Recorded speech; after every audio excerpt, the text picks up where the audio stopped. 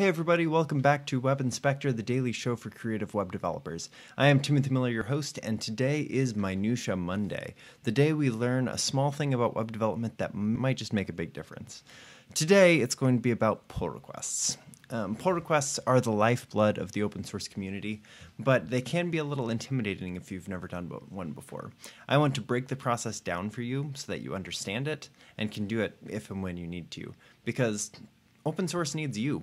Open source needs me. Open source needs all of us. Open source does what it does best when we are all involved and all a part of it. And pull requests are one really good way to get involved. Switch over to the screen here and let me show you. This is unimportant, but this is a letter to Google about their new technology called AMP.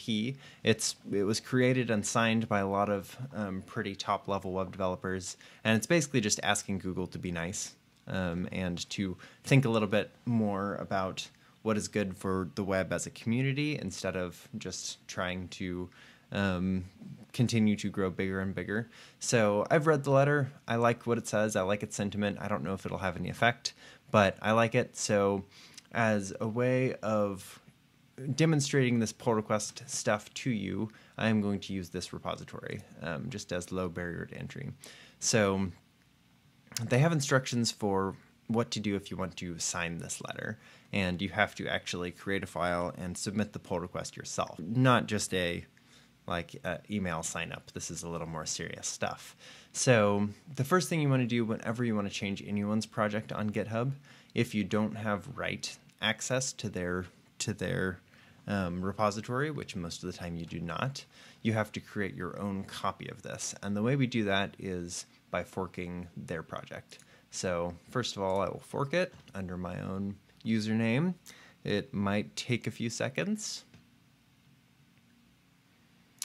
Once we get it forked, we have our own copy. So now you can see this is tjacobdesigns/amp-letter. So this is my own copy of their repository. So now that I have my own copy, I can change it.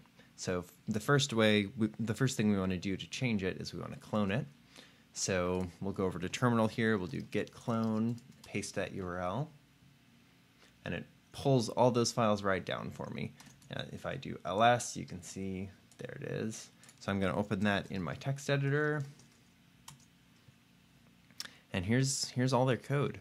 So let's go back to the instructions here. The instructions are to add this in a file. So this is just a super basic YAML file. You can see a whole bunch of other people have done this before us.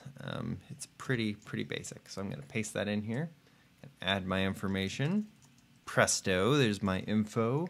And now I will save that as myname.yaml.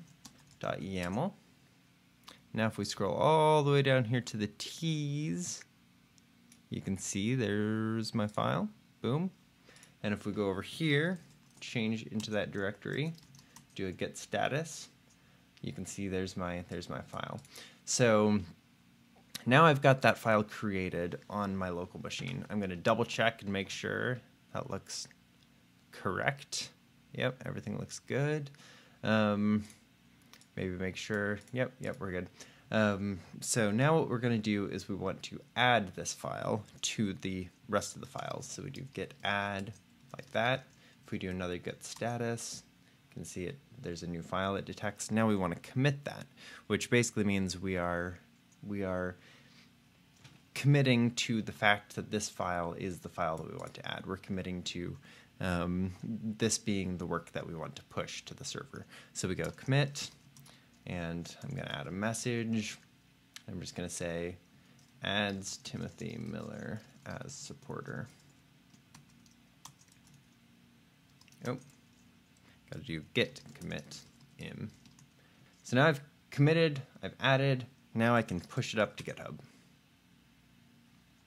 And all of that stuff means that it's successfully pushed. So if I reload this page, you can see that I pushed. My latest push is the newest push. So now I've got my file pushed to my own repository, but that is not on their repository yet. So now what we want to do is we want to open a pull request. And the way we do that, we can click this little button that says new pull request. that already knows that it came from another repository. As you can see, there's the base repository. Here's all the other forks that people have made of this repository, including mine at the top. So we just want to take my fork and suggest to the creators to merge it into this one. So that is the pull request that we want to create. So we'll click create pull request. And then I think their instructions were to just have your full name like that. Yeah, please put your full name in the title of the pull request. You should have that file. That is all good. So then I'm just going to say adds signing the letter.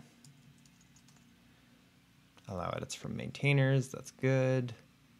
So, and that looks good. Just kind of double checking everything, making sure it's all good. Then you click create pull request. And just like that, we are pull request number 9 in this queue. As you can see, there have been a few other people who have done that before us, but this one is us. So guys, that's the basics of how you start contributing to open source software. It really is pretty basic. The hard part is writing the code. It's really not that difficult. GitHub makes it as easy as possible for people to contribute, and that is a big reason why open source is such a big deal these days. So give it a shot. Try it on this repository. Try it on another repository. You can change documentation in people's repositories. You don't even have to start with code. Just give it a shot. So guys, thanks for joining us here for Minutia Monday, and remember, never stop learning. Bye.